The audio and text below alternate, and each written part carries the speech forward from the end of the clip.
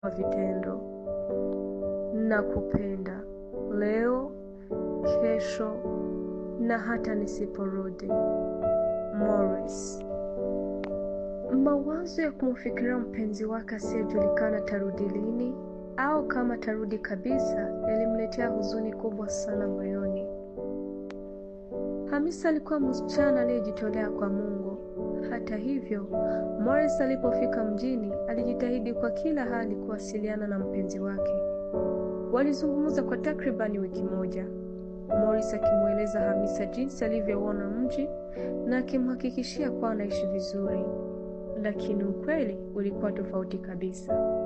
Morris alikuwa analala barabarani, hakuwa na mahali pa kuishi. Siku moja, Morris alipokuwa akitembea usiku barabarani, alikutana na msichana aliyekuwa ndani ya gari lililosimama pembeni ya barabara wakati wa jioni.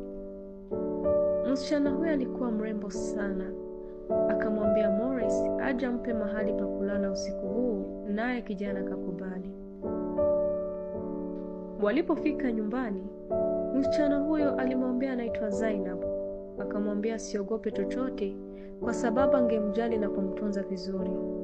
Baada ya mwaka mmoja tu, Morris alikuwa amebadilika sana. Maisha yake yalikuwa bora, akaanza kujiona na kujivuna sana. Hata hivyo, Zainab alikuwa amemficha kweli kuhusu yeye ni nani hasa. Wakati huo huo, Hamisa alichoka kusubiri. Akaamua kwenda mjini kumtafuta mpenzi wake. Alipofika mjini kwa mara ya kwanza, mvua kubwa ilinyesha hafla. Akaona ua karibu na barabara, akakimbilia huko ili ajistiri dhidi ya mvua. Lakini kwa uchovu mwingi akaisha kulala pale.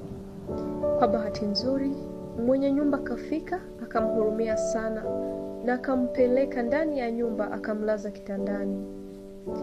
Kinachoshangaza kuhusu Hamisa ni kwamba alikuwa amebeba picha ya Morris mkononi ili aulize watu njiani kama wangemfahamu.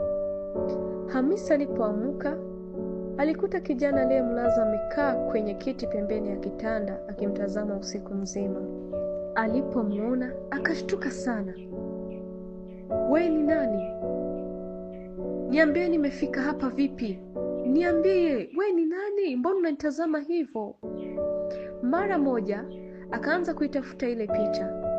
Kijana huyo akamwambia anaitwa Moses. Akamueleza kila kilichotokea hadi akajikuta ndani ya nyumba yake.